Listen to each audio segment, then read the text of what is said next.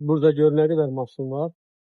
Biz bu maşınla geçsək, Allah bilir 2-3 saata çatarıq oradan. Gəl elə yaxşısı avtobusa gedək. Olar. Toya gedirik Şəbab bəy. Belə keçən bəzənmişik. Yəni, bizim təcrübəmiz var da, gedək. Deyirlər 17 gedir elmlərə. Nigar, nə olub? Narahatsan sən? Yox.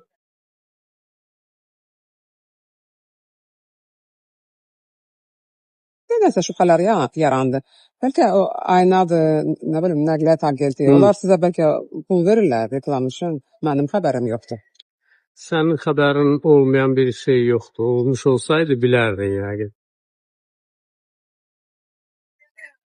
Olmazmı ki, məral adamlar kimi toya maşınla ya da taksi ilə gedək. Mütləq özümüzü biabır etməliyik.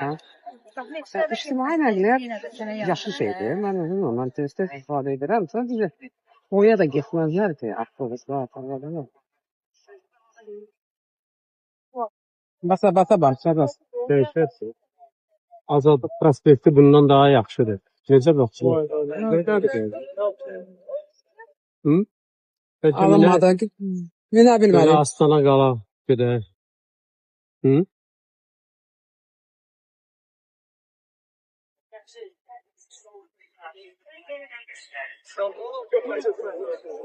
Çox da rahat deyil, Şəbab bəy.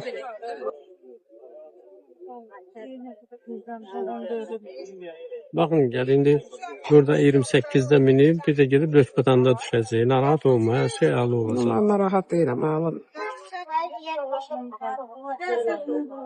Bax, biz saat 6-da çıxdıq, düzdür. İndi də 9-a işləyib çatmışıq bura. Düz vaxt çox getdi, amma rahat gəldik də. Gəlib çıxdıq ki, vacibdir ki, belə yekə maşınlarda gələk. Elə avtobusla gəldik də.